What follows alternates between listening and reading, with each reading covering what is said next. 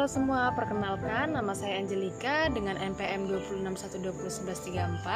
Di sini saya akan menjelaskan tentang data science dan metaverse. Pertama-tama saya akan menjelaskan tentang data science.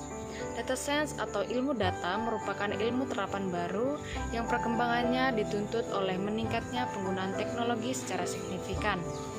Data science digunakan oleh perusahaan maupun instansi tertentu untuk melakukan analisis data yang tidak bisa dilakukan dengan metode sederhana. Menurut Chieko Hanahashi dari Institut Statistika Matematika mendefinisikan bahwa data science adalah ilmu pengetahuan terdisiplin tentang metode komputasi untuk mendapatkan wawasan berharga yang dapat ditindaklanjuti dari kumpulan data yang mencakup 3 fase, yaitu desain data, mengumpulkan data, dan analisis data. Sebagai ilmu terdisiplin, data science mempunyai definisi yang berbeda-beda dari akademisi maupun praktisi yang berkecimpung di dalamnya. Dan menurut Profesor Murtaza Haider dari Ryerson University di Kanada memiliki definisi yang cukup mudah untuk dimengerti. Secara sederhana, dapatlah dikatakan bahwa data science terjadi ketika kita bekerja dengan data untuk menentukan jawaban atas pertanyaan-pertanyaan, tentunya yang relevan dengan data-data tersebut. Penekanannya lebih ke data itu sendiri dan bukan tentang sains atau ilmunya yang dibutuhkan untuk menganalisisnya. Jika kita memiliki data, lalu kita memiliki rasa ingin tahu tentang kandungan atau isi data yang bermanfaat, lalu untuk menjawab rasa ingin tahu tersebut, kita dapat mempelajari data, melakukan eksplorasi terhadap data itu, memanipulasinya, melakukan berbagai hal untuk menganalisis data tersebut dengan memanfaatkan ilmu dan teknologi tertentu untuk mendapatkan jawaban. Itulah data science.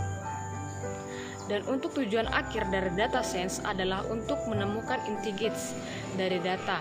Data science dapat dipandang sebagai proses untuk mendetalisasi atau mengekstraksi atau menggali insights dari data.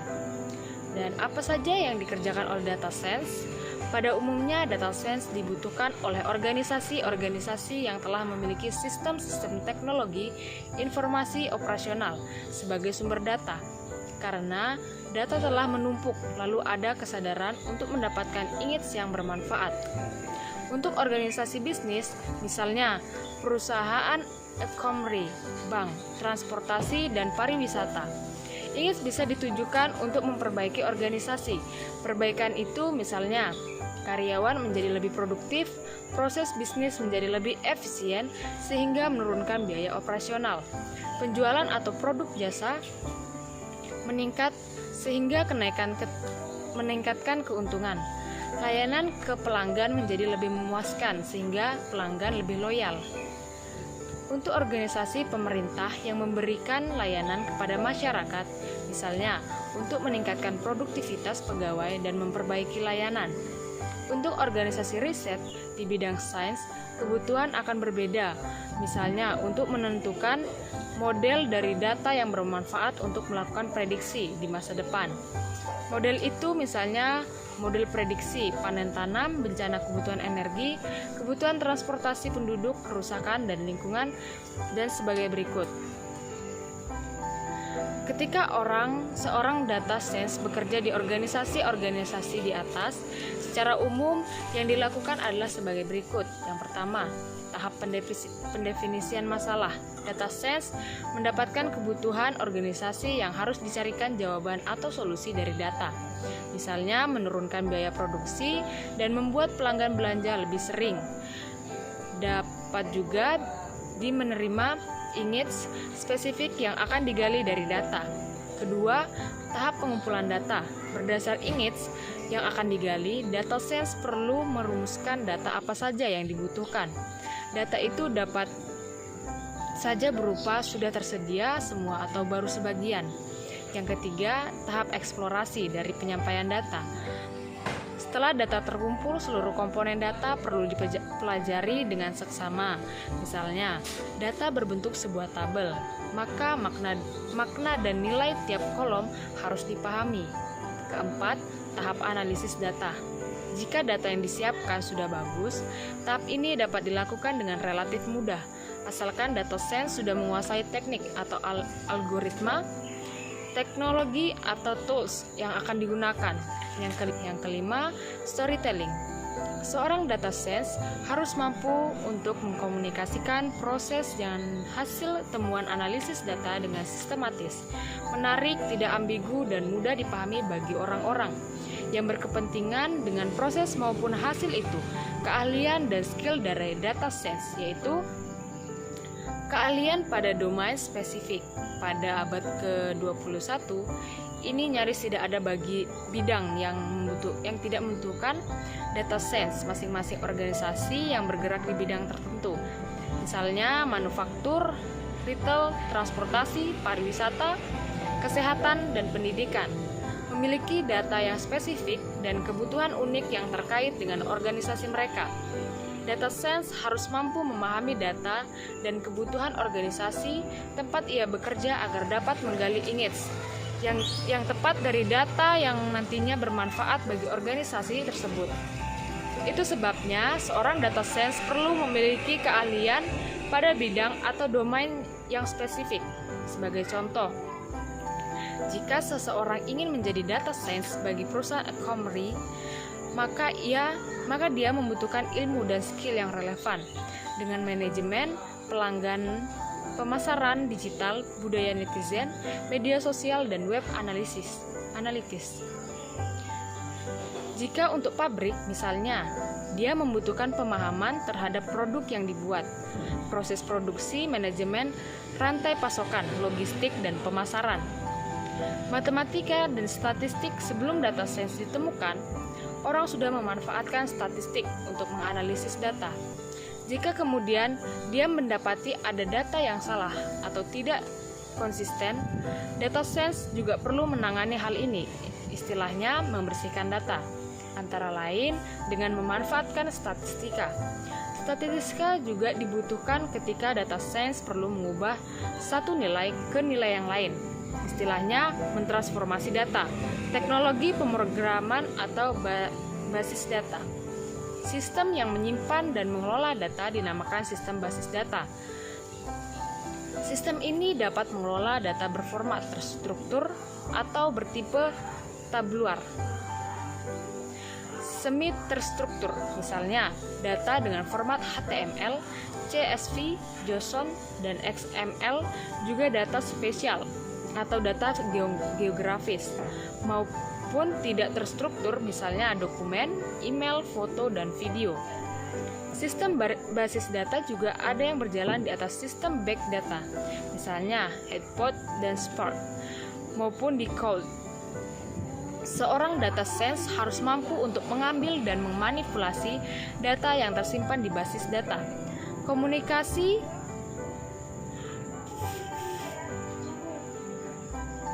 visualisasi, dan vote skill lainnya sebagaimana dipaparkan pada tahap-tahap data science. Setelah menemukan insights dari data, data science harus mampu untuk mengkomunikasikannya baik secara tertulis maupun tatap muka dengan efektif, menggunakan berbagai bentuk visual yang menarik, bergaya storytelling. Maka keahlian storytelling dan visualisasi harus dikembangkan terus-menerus oleh data science. Dalam era industri 4.0 dan data science pada awal abad ke-21, ini dunia memasuki era revolusi industri 4.0. Data science seringkali dikaitkan dengan era ini. Lalu, apa itu sebenarnya industri 4.0? Industri sudah terjadi 4 kali, yaitu yang pertama, terjadinya mekanis peralatan industri dengan memanfaatkan tenaga air uap. Yang kedua, pabrik-pabrik mampu melakukan perakitan atau produksi barang secara massal dengan menggunakan tenaga listrik. Ketiga, industri mulai mengadopsi komputer-komputer dan proses otomatisasi dengan memanfaatkan sistem cerdas, menggunakan data dan algoritma machine learning. Selanjutnya, industri 4.0 terjadi seiring dengan ketersediaan berbagai sistem teknologi informasi, peralatan Internet to Things, dan internet yang makin mudah diakses dan digunakan. Pada era 4.0, berbagai sistem teknologi informasi tersambung secara digital sehingga mampu berkomunikasi untuk saling berbagi data dan informasi. Kebutuhan data science, beberapa laporan hasil survei dan analisis dari berbagai lembaga menyampaikan bahwa data science telah menjadi kebutuhan global maupun Indonesia.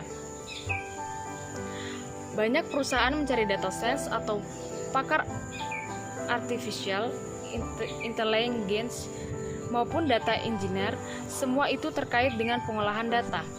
Dan selanjutnya saya akan menjelaskan tentang metaverse. Pertama, arti dari metaverse, istilah ini biasa digunakan untuk menggambarkan dunia virtual baru. Menurut Zuckerberg, metaverse bisa menjadi masa depan internet seluler yang bisa diandalkan, sebab selama ini manusia sudah sangat mengandalkan internet untuk berinteraksi. Istilah metaverse bukan merupakan hal baru. Ide metaverse ini berguna dan memiliki keunikan akan bersama kita untuk beberapa waktu. Konsep metaverse sangat layak dipahami, apalagi jika Anda kritis terhadap masa depan. Orang pertama yang terkenal menciptakan istilah metaverse adalah Neil Stephenson.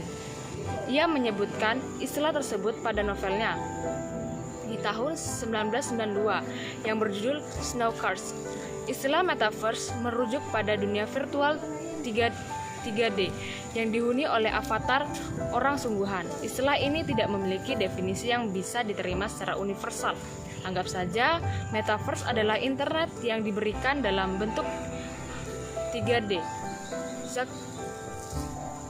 Zuckerberg menggambarkan metaverse sebagai lingkungan virtual yang bisa Anda masuki. Ahli-ahli hanya melihat layar. Kenapa metaverse? Mark ingin menciptakan dunia virtual yang menggabungkan teknologi VR dan AR.